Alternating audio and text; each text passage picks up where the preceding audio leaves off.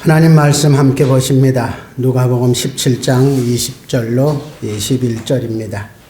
바리새인들이 하나님의 나라가 어느 때에 임하나이까 묻거늘 예수께서 대답하여 가라사대 하나님의 나라는 볼 수 있게 임하는 것이 아니요 또 여기 있다 저기 있다고도 못하리니 하나님 나라는 너희 안에 있느니라. 아멘. 하나님 나라가 어디 있다고요? 물론 이 말씀은 예수님이 육체로 이 땅에 오셨을 때 문답으로 하신 말씀입니다. 그러나 오늘 이 말씀은 또한 우리들에게 주시는 말씀입니다. 새 언약으로 예수 그리스도를 영접한 모든 사람들의 심령 속에 하나님 나라가 임하여 있습니다. 그리고 그 하나님 나라가 날마다 더 풍성해져야 돼요. 날마다 더 세력권이 넓어져야 됩니다. 전 새언약을 만나고 얼마 안 됐을 때 혼자서 그런 은혜의 시간을 가진 적이 있어요.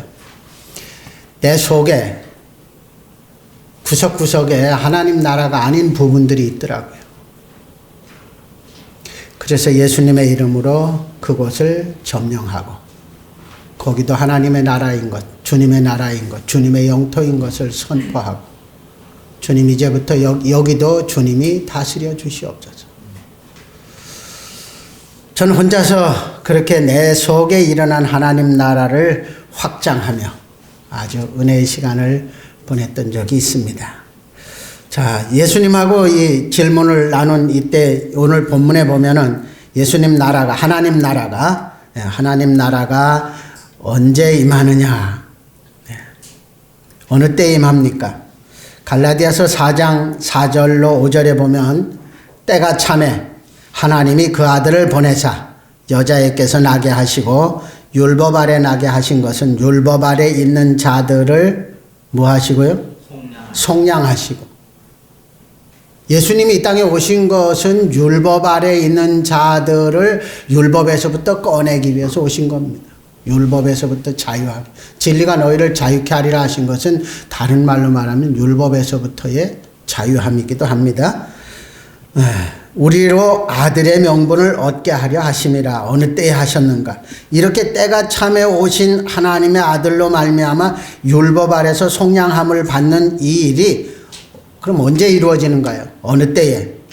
그거는 사람마다 다르죠. 사람마다. 그래서 요한복음 1장 12절에 이렇게 말씀합니다. 함께 읽습니다. 영접하는 자 곧 그 이름을 믿는 자들에게는 하나님의 자녀가 되는 권세를 주셨다. 영접하는 하나님 나라가 예수님이 이 땅에 오심으로 이미 임하였죠. 그러나 각 사람의 마음 속에 각 사람의 심령 속에 하나님 나라가 만들어지는 때는 그가 예수님을 영접하는 때입니다. 물론 영접했다고 다 하나님 나라가 이루어지는 것은 아니에요. 정말 많은 이들이 예수님을 영접합니다.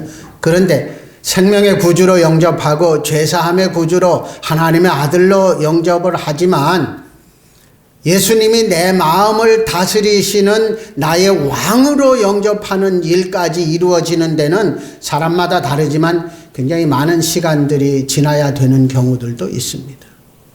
그래서 이 새언약의 복음으로 처음부터 예수 그리스도가 우리의 마음을 다스리는 우리의 왕이라는 것까지 선포되는 것이 참 중요하다고.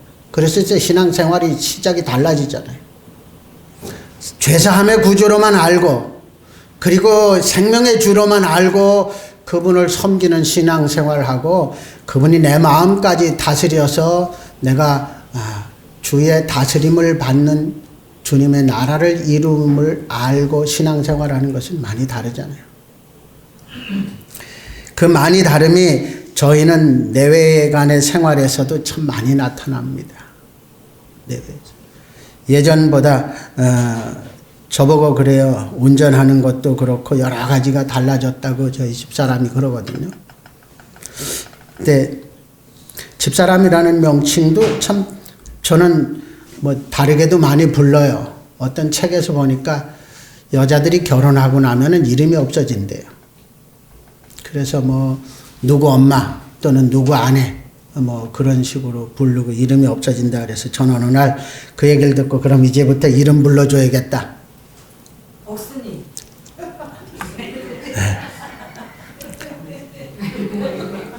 그래서 이름을 불렀거든요. 그랬는데 이 목사와 사내의 깊은 뜻은 모르고요. 가볍게 이름 불렀다고. 여러분, 그 문화라는 게 그런 것 같아요. 예수가 왕이라고 처음부터 알고 신앙의 문화를 가지면은 정말 얼마나 좋을까를 새삼 생각해 봅니다. 그런데 이미 오래도록 신앙생활 하던 분들에게 다시 얘기하면 나 그거 아는데, 알아요. 그들이 압니다. 그런데 왕의 다스림을 받는 주의 나라가 마음속에 이루어지는 것은 이론으로만 알고 훈련이 안 돼 있잖아요. 이게 참 중요합니다. 그래서 처음부터 한다는 것.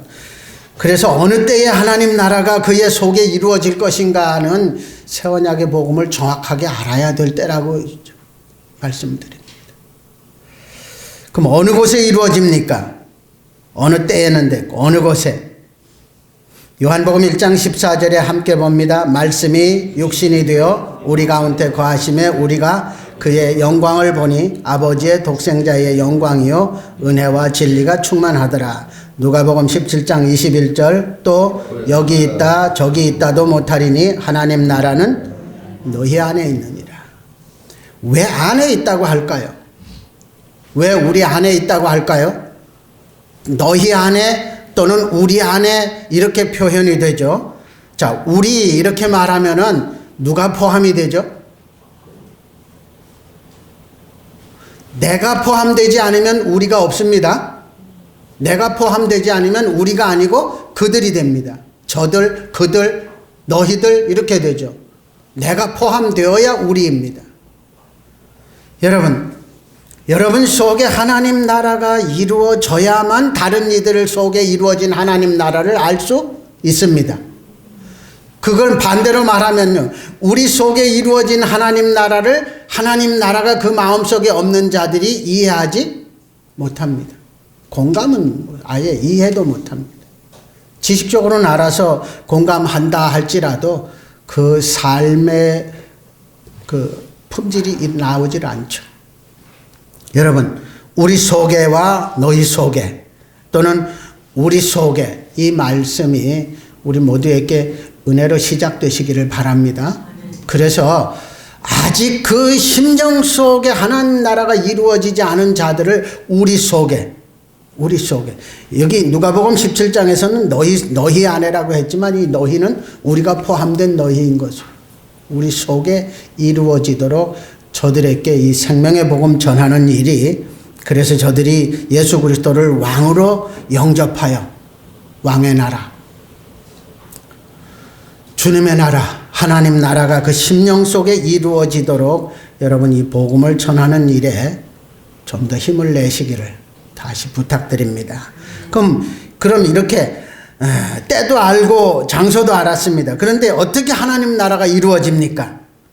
요한복음 1장 13절 함께 봅니다. 이는 혈통으로나 육정으로나 사람의 뜻으로 나지 아니하고 오직 하나님께로서 난 자들이니라. 예. 하나님 나라는 하나님이 준비하셨고 하나님이 만들어가고 계십니다.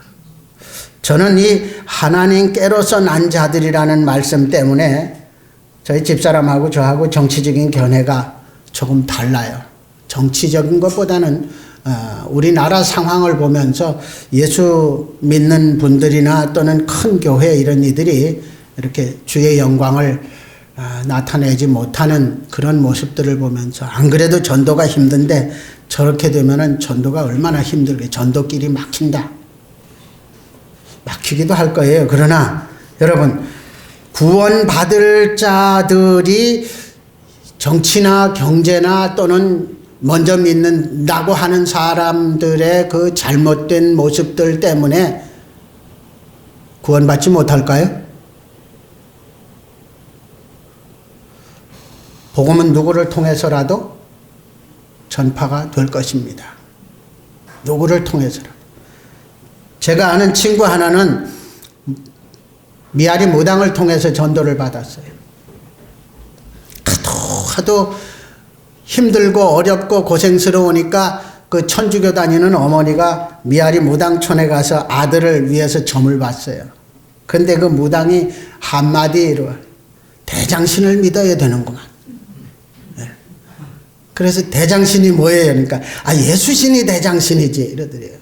그 진짜 무당인지 아니면 무당 간판을 걸고 전도하는 분인지는 모르지만 그래서 그분이 예수 믿었어요. 여러분, 주님이 우리의 언행을 통해서 기뻐하시도록 사는 생활은요, 내가 하려고 애써서 되는 게 아니에요. 예전에 제가 어떤 책에 보니까 나무가 열매를 맺고 싶어서 여기저기서 돈을 들여서 열매를 사다가 나무가지에다가 꼽아놨다고 하면은 어떤 일이 일어날 것인가요? 여러분, 어떤 일이 일어날까요? 정말 탐스럽고 먹음직스럽고 실제로 맛있는 열매라 할지라도 그걸 사다가 가지에다 꼽아놨어요. 어떤 일이 일어날까요? 썩어서 냄새납니다. 자신의 열매가 아니기 때문에. 자신의 열매가 아니기 때문에. 예수 그리스도가 왕으로 내 속에서 나를 다스려 주셔서 내 속에서부터 일어나는 하나님 나라로부터 나오는 것들이라면 향기가 나고 예수 그리스도가 기뻐하시는 일들이 일어나죠. 그러나 억지로 만든 열매라면 썩은 내가 날 수가 있습니다. 하나님으로부터 난 자들입니다. 하나님으로부터. 하나님 나라는 하나님으로부터 시작이 됩니다. 요한일서 4장 10절서부터 15절까지 말씀 우리 함께 보십니다. 이는 혈통으로나 육정으로나 사람의 요한일서 4장 10절입니다. 사랑은 여기 있으니 우리가 하나님을 사랑한 것이 아니요 오직 하나님이 우리를 사랑하사 우리 죄를 위하여 화목제로 그 아들을 보내셨음이니라. 사랑하는 자들아, 하나님이 이같이 우리를 사랑하셨은즉 우리도 서로 사랑하는 것이 마땅하도다. 어느 때나 하나님을 본 사람이 없으되 만일 우리가 서로 사랑하면 하나님이 우리 안에 거하시고 그의 사랑이 우리 안에 온전히 이루느니라. 그의 성령을 우리에게 주심으로 우리가 그 안에 거하고 그가 우리 안에 거하시는 줄을 아느니라. 아버지가 아들을 세상의 구주로 보내신 것은 우리가 보았고 또 증거하노니 누구든지 예수를 하나님의 아들이라 시인하면 하나님이 저 안에 거하시고 저도 하나님 안에 거하느니라. 사랑은 여기 있으니 율법에서부터 속량하시려고 준비하신 하나님의 사랑이 우리에게 표현되었어요. 로마서 5장 8절에서도 같은 말씀을 하시죠. 하나님이 우리를 사랑하신 것을 아주 강하게, 우리가 아직 죄인 되었을 때에 예수 그리스도를 십자가에 못 박으심으로 우리를 향한 하나님의 사랑을 확실히 증거했다고 하시는 그 사랑으로, 하나님의 방법은 그 사랑으로 우리를 하나님 나라, 하나님의 백성이 되게 하셨습니다. 우리 속에 하나님 나라를 이루게 하셨습니다. 요한일서 4장 15절에 보면 여러분 우리가 기억해야 될 말씀입니다. 영접하는 자들 속에 예수님이 왕으로 계시고 그리고 또 성령님은 성전 창고 우리 속에 계시다고 했는데 15절에 보면 누구든지 예수님을 하나님의 아들이라 시인하면 하나님이 저 안에 계시고 저 안에 거하시고,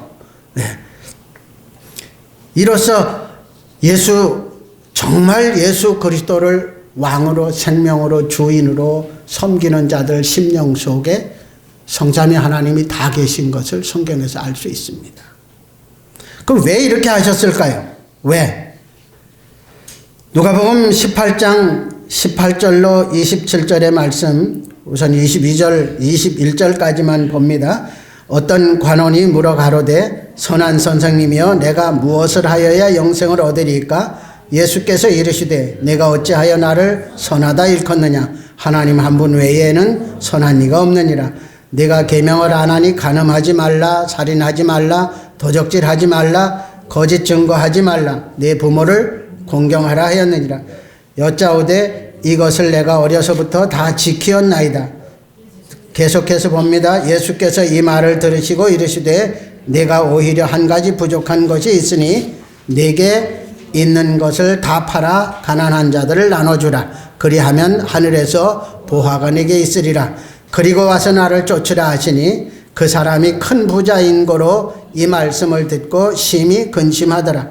예수께서 저를 보시고 가라사대 재물이 있는 자는 하나님의 나라에 들어가기가 어떻게 어려운지 약대가 바늘기로 들어가는 것이 부자가 하나님 나라에 들어가는 것보다 쉬우니라 하신대 듣는 자들이 가로되 그런즉 누가 구원을 얻을 수 있나이까 가라사대 무릇 사람의 할 수 없는 것을 하나님은 하실 수 있느니라.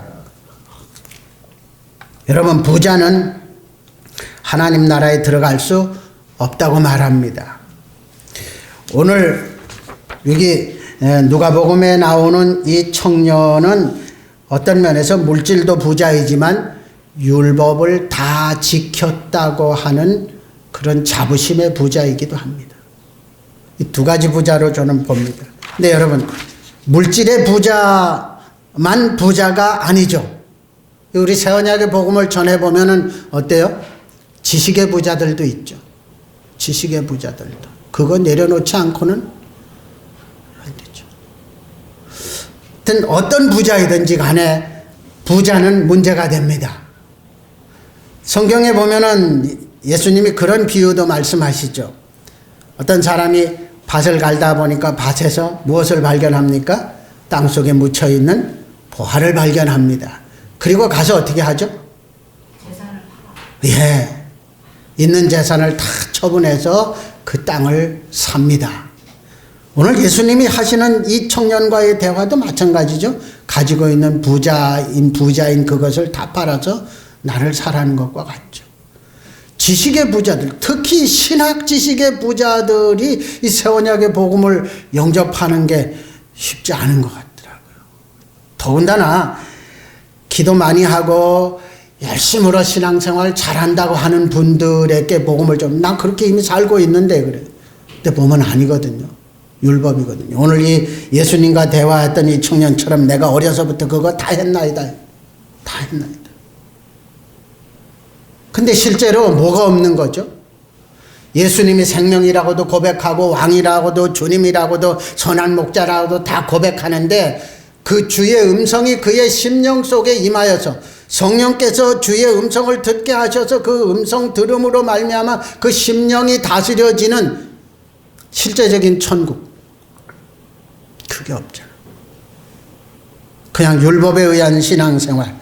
그 율법에 의한 신앙생활들은 그렇잖아요. 기도 좀 열심히 하면은 그냥 흐뭇해집니다. 스스로.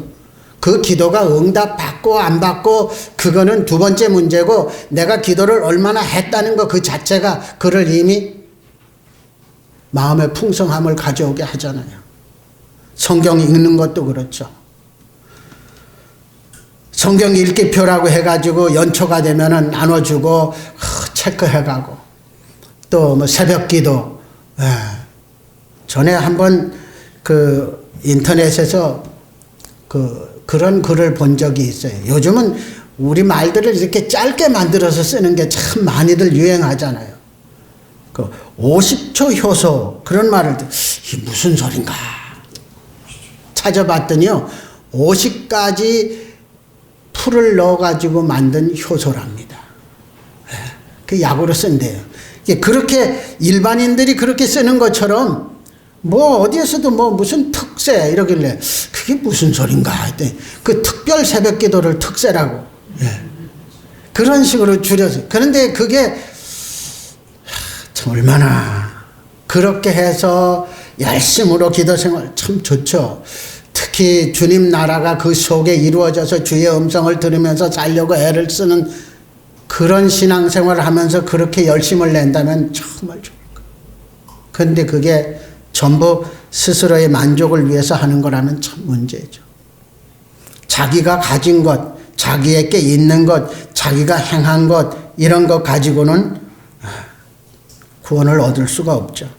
그래서 그것을 로마서 3장 21절로 24절에서 이렇게 표현합니다. 함께 보십니다. 이제는 율법 외에 하나님의 한 의가 나타났으니 율법과 선지자들에게 증거를 받은 것이라. 곧 예수 그리스도를 믿음으로 말미암아 모든 믿는 자에게 미치는 하나님의 의인이 차별이 없느니라.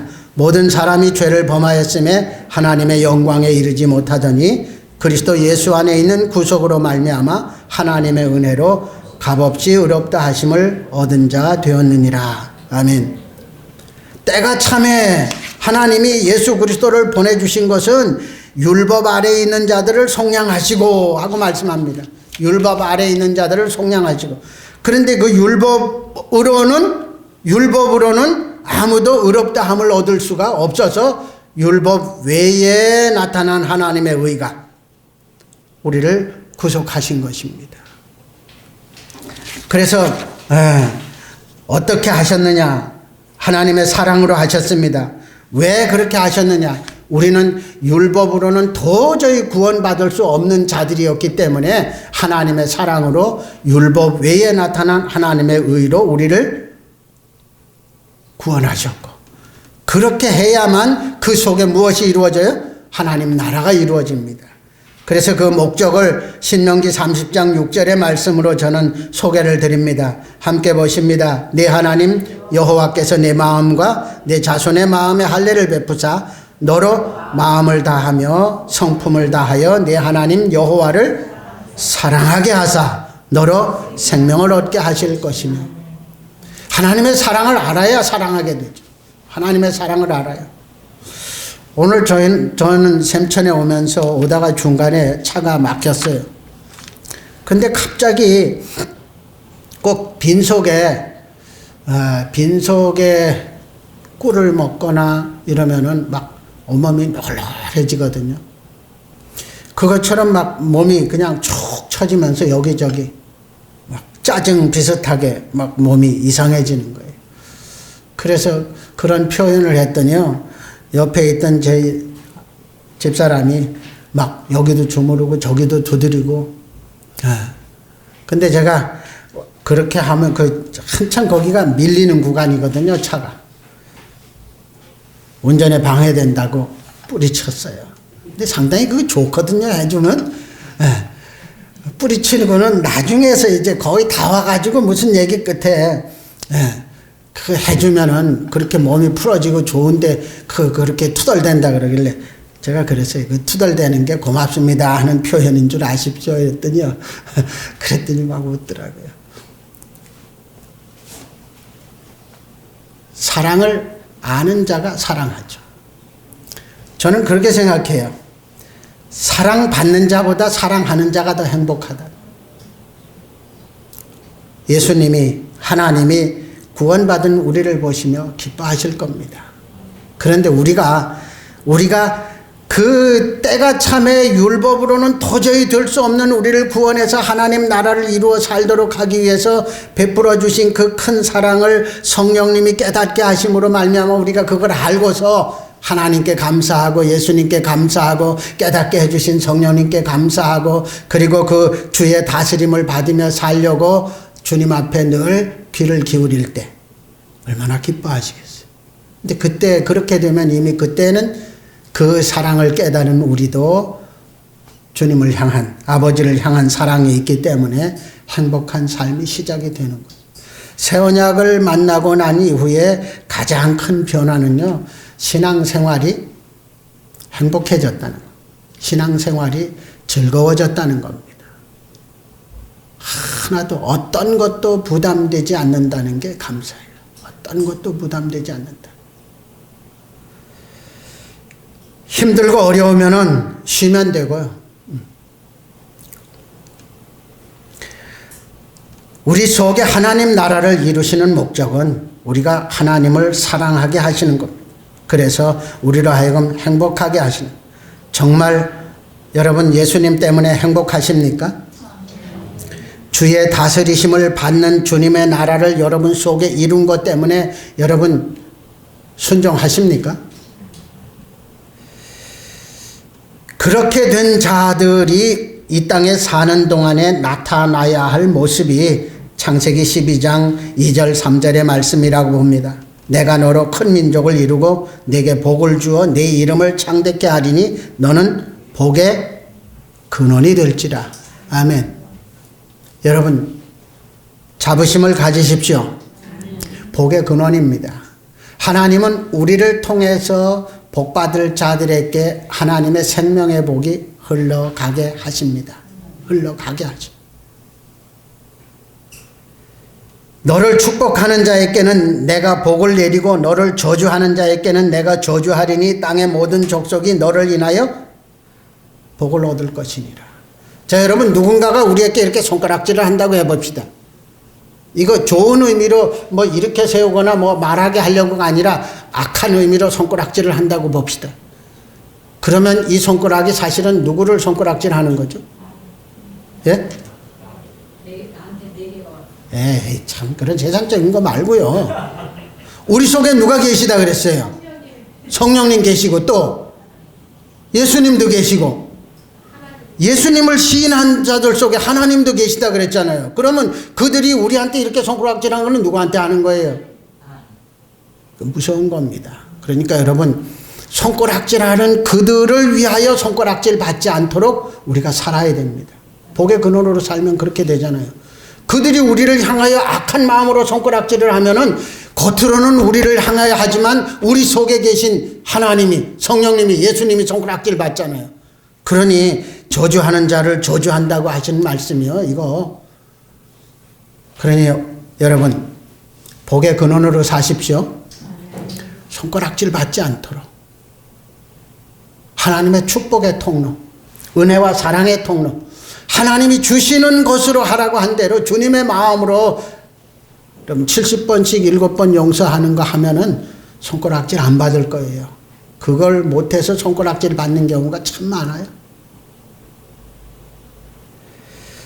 주의 사랑이 우리를 주관하시도록, 다르게 말하면 아까 읽어드렸던 요한일서 4장의 말씀처럼 그 사랑을 알고 우리도 사랑하는, 어느 때나 하나님을 본 사람이 없으되 만일 우리가 서로 사랑하면, 또는 사랑하는 자들아 하나님이 이같이 우리를 사랑하셨은즉 우리도 서로 사랑하는 것이 마땅하도다 한 대로 정말 주님을 사랑한다면, 주님의 사랑이 고맙다면, 그리고 주께서 내 마음속에 하나님 나라를 이루어 주셔서 하나님 나라를 이루고 사신다면 여러분, 주님의 마음으로 사랑하시기 바랍니다.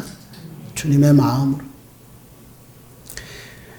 또 다른 모습을 복의 근원이라고 하신 말씀만큼이나 요한복음 7장 37절 39절의 말씀을 소개를 드립니다. 명절 끝날 곧 큰 날에 예수께서 서서 외쳐 가라사대 누구든지 목마르거든 내게로 와서 마시라. 나를 믿는 자는 성경의 이름과 같이 그 배에서 생수의 강이 흘러나리라. 아멘. 저는 이 생수의 강을 에스겔 47장의 에스겔이 본 환상과 늘 연결을 해서 생각합니다. 에스겔이 본 환상에 나오는 그 생수는 성전 문지방에서부터 나왔습니다. 그러나 흘러갈수록 강을 이루고 그 주변에 소성함을 입었다. 그 주변에 약재료가 자라고 그 주변에서 어부들이 생활터전을 갖게 되고, 여러분, 생수를 부어 주시옵소서 하고 기도할 때마다 내게 그냥이 아니고 그것이 내게서부터 다시 시작되어 에스겔이 본 환상만큼, 아니면 모세가 광야에서 반석을 한 번 쳤을 때 흘러나온 물로 말미암아 얼마나 많은 사람이 먹었죠? 저는 늘 그 정도로 계산합니다. 한 200만 명 되지 않았을까. 그리고 그들이 데리고 있는 가축들까지 하면은 어마어마한 숫자죠. 그리고 신약 성경에 보면은 신령한 반석이 그들을 따랐다고 했는데, 그 물을 한 번만 먹고 말지 않았을 것으로 여깁니다. 네, 여러분, 우리 속에서 생수의 강이 정말 주님 나라가 내 속에 이루어진 그 주님 나라의, 주님이 다스리는 주님 나라의 그 모습이 나타나는 게 그게 생수의 강이라고 봅니다. 그게 흘러넘쳐서 그게 복의 근원이 되고 그게 생수의 강이 되어서 주변의 많은 사람들을 하나님을 알게 하는, 예수님을 만나게 하는, 성령님의 도우심을 받게 하는 그런 일을 하며 사는 것, 그게 가장 행복한 성도들의 모습이죠. 신앙인의 모습이죠. 그런 모습이 우리 속에 날마다 이루어지도록 이미 시작된 하나님 나라가 내 속에, 그리고 우리 속에 날마다 더 풍성해지고 더 하나님 나라가 날마다 더 확장되어 가는 그런 아름다운 일이 우리 속에 날마다 지속되시기를 주님의 이름으로 축복합니다. 기도합니다. 주님 감사합니다. 우리 속에 이루신 하나님 나라를 날마다 더 풍성하게 그리고 더 확장되도록 우리를 쓰시옵소서. 예수님의 이름으로 감사하며 기도드립니다. 아멘.